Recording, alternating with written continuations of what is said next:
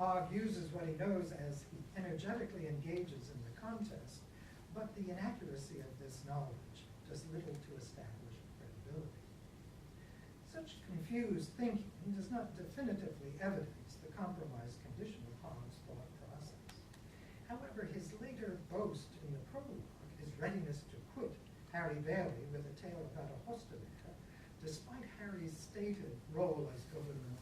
juge, and reporteur, does raise concern, even if articulated in jest, since it disregards the import of the terms in the tale-telling contest's foreword. Coupled with previous instances of confused thinking subsequently exacerbated by the morally suspect dismissal of the Reeves tale's potential sexual and actual physical violence as being nothing more than a jape of malice in the dad, such a muddle of indiscriminate play with fact appears to anticipate further trouble with the intellect.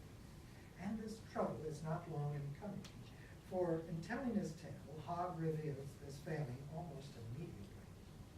His inability to advance the story suggests he has never had the opportunity either to consider how narrative works or to learn from others what contemporary medieval storytellers, such as the Squire or scholar theorists, have to say about the subject. One of those scholar theorists, Hugh of St. Victor, in Book 6 of the Didascalicon, calls attention to 4 essential things every history, and by implication every story, must possess. Namely, the what has been done or the business done, the where it has been done or the time, the when it has been done or the time, the where it has been done or the place, and the by whom it has been done or the person. Even if Hogge knew this work, it is entirely possible that such knowledge would probably be of little help to him. But the 4 essential things of any history or tale identified by Hugh can certainly help explain how Hogge's tale fails as soon as it begins. While he introduces the tale's person or principal character, Perkin Beverley, by means of a holophrastic cognomen, and then appears to move on to the business done, the action that Hogge next reports turns out to be only putative action committed by Perkin, which results not in business done or action, but rather only an addition of an impression about Perkin's person. The repeated halting of narrative development, a moving from person to action that never seems to gain purchase, interspersed with one simile after another, continues until the report is finally made by Hogge about Perkin's master's decision to give the young man his acquitance. Only then does narrative action appear briefly to follow. Perkin, Hogge tells the audience, is given the boot and seeks out his compere, which in turn permits report of other instances of putative action by Perkin and by the wife of his associate. This repeated halting or seeming vacillation in the narrative up to line 44 of 3, and then again afterward until the brief tale abruptly stops, creates the effect of a wavering in mind, or an instance of tale-teller irresolution, the kind of hesitancy inimical to effective tale-telling. This conspicuous trouble with narrative also reveals itself in a rhetorical opportunity missed when Hogge turns attention to Perkin's readiness to engage with members of the opposite sex, a fact of the tale that is initially presented by simile before it is linked to putative action expressed by the line, "Well was the wench with him nicht made." The comparison in question here, Perkins being as sexually desirous and as ready to engage in lovemaking as the beehive is said to be full of ripened and mature honey, he was as full of love and paramour as is the hair full of honey sweet, literally emphasizes through the equivalence in producing the absolute sweetness of the hive's honey, Perkin's natural condition of being at the peak of his sexual maturity.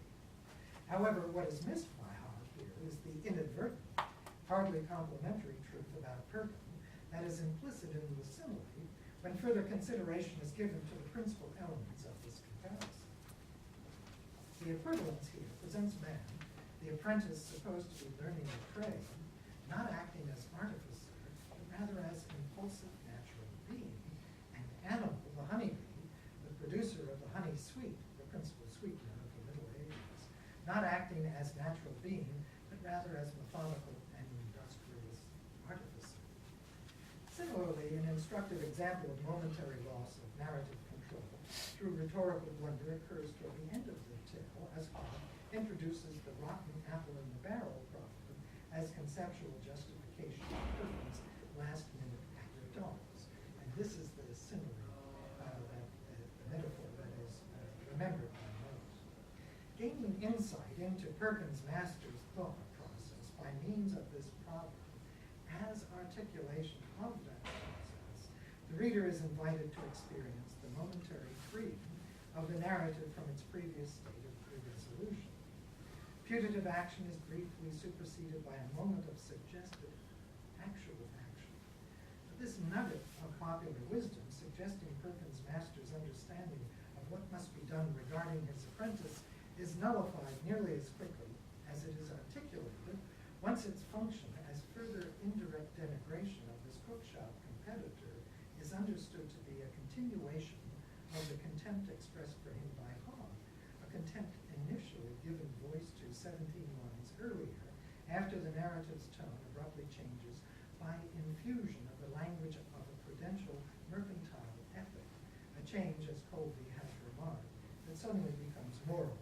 and whose ethos is that of trade, whose standards those of profit and respectability. Once given the consideration its point deserves, however, this proverb appears to call attention to its own inappropriateness. It really appears not to apply in this instance, since removing the rotten apple from the barrel at this late date can really do nothing constructive, the damage to the other apples having already been done long before. Conspicuous and even puzzling at this moment, too, is the fact that Hogge says nothing that would indicate any knowledge about retaining apprentices until the last minute of the apprenticeship before cashiering them as a way to protect against lawsuits over early dismissals. And unexpectedly ironic is the fact that this proverb turns out to be the sort of maxim actually needed by Perkin's master at this very late date, not so much to express the motivation for the acquittance as to provide an effective rhetorical means of covering up a fairly long history of managerial ineptitude, thoughtlessness, and neglect by suggesting an action is being deliberately taken to nip in the bud a problem that will have dire consequences in the future if not attended to immediately and with prejudice. Further evidence of Hogge's troubled storytelling ability arises in the final lines of the tale as he delivers a kind of mercantile exhortation, inveighing against the dispossessed and disfranchised like Perkin and his compeers. At this moment in the tale, Hogge certainly demonstrates he has taken to heart the Chaucer catechism of the newly established fraternal order of which he is a member.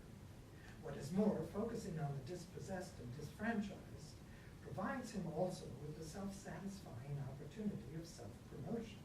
by identifying the essential condition of those into whose company, even with papier in hand, Perkin has fled to find safe haven. What is fundamental to this final high-minded, in tone, almost Pecksniffian denunciation of Perkin's compeers is identification of their inability to recognize criminality for what it is, as Perkin's walk and his wife are introduced.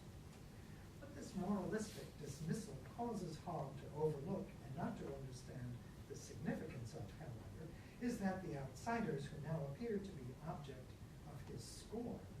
individuals deprived of associational status for one reason or another, constitute an undeniable threat to civic order by the presence of a new, increasing tribalism fundamental to a natural community that, while opposite to the great city's civic order, possesses a distinct order of its own. This new society of others, this second city, in which masculine pursuit of frivolous and unmanly ends such as dis and revel and disport, leading to unproductive masculinity, as Daniel F. Pig has argued, is quite adequately balanced by an apparent sober and even savvy feminine involvement in commercial prostitution, illegal as it is, through successful maintenance of appearances, a shop that is held for a contenance, mimicking in its impression of propriety and actual daily legal commercial activity the outward civic order of the great city in which it is located. It comes as little surprise then that when Hogge introduces Purdon at the beginning of the tale, the character to whom he initially draws the audience's attention appears to be the embodiment of the ability to act, the inability to act intelligently in regard to the professional responsibilities with which he has been tasked. One in whom erring almost seems second nature, this little jolly London apprentice does not work on learning the culinary arts. Instead, the only thing he appears ready to engage in energetically and creatively is some form of association of mimicry. The first of these extra food trade matters focused on by Purdon involves his hair, which is described as being attended to as delicately as a work of fine art would be attended to by the experienced artisan. His look is black, Hogge points out, or he killed fulfettisly. This command of how he looks gives Purdon an